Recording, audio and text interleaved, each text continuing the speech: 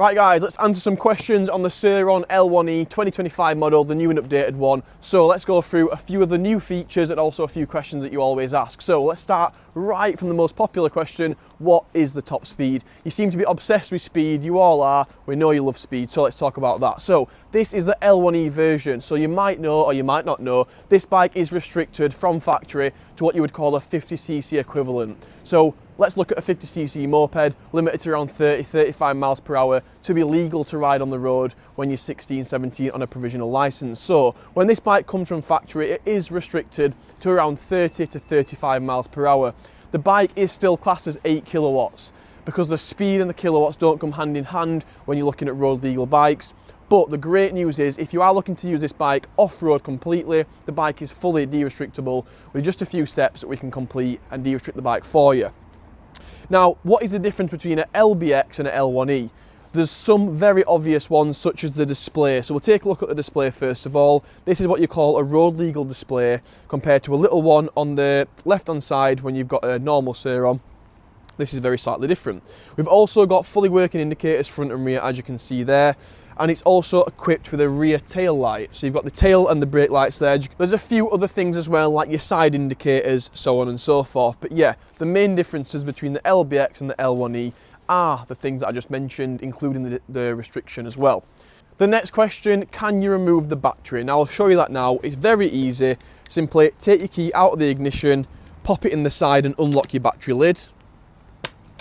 And on the new ones, you've got one plug. So take your breaker off, as you know, press the little button at the side, pull your plug out, and away you go. You can put that cap on there for protection. You don't want to be getting water in your battery connector, and then slide your battery out. It's very simple, guys, and then all you need to do to once you've charged the battery or done whatever you want to do with it, slide your battery back in,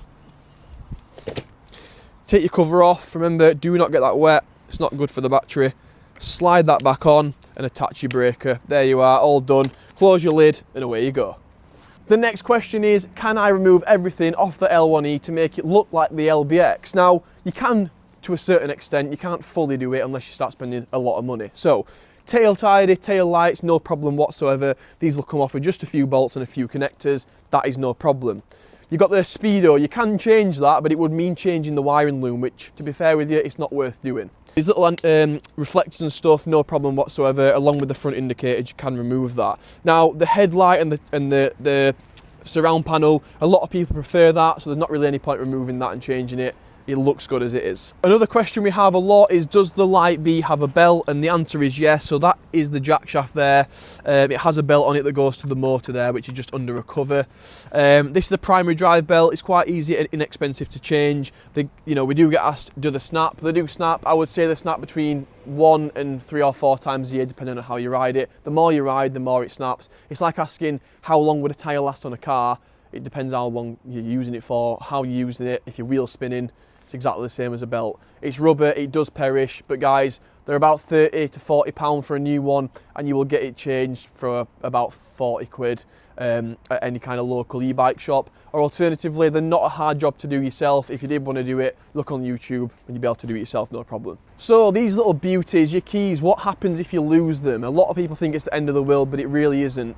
All you do is change your ignition and lock set. Now, that is your ignition here, and your lock set just under your seat. This would take a trained technician about 30 minutes to do at maximum, maybe up to an hour, depending on how complicated it is. If you've lost your key, you do have to mess about getting this out. So yeah, not the end of the world, guys, if you do lose your keys, but be mindful, if you go to a Sur dealer, they may ask you to prove that you own the bike. You can't just rock up and say that you've lost your keys to any bike. Of course, we're gonna do is checks. So guys, that's all the questions that we've wrote down from the comments on our videos. If you've got any more questions, you know what to do. Let us know in the comments, so on the next video we can answer yours.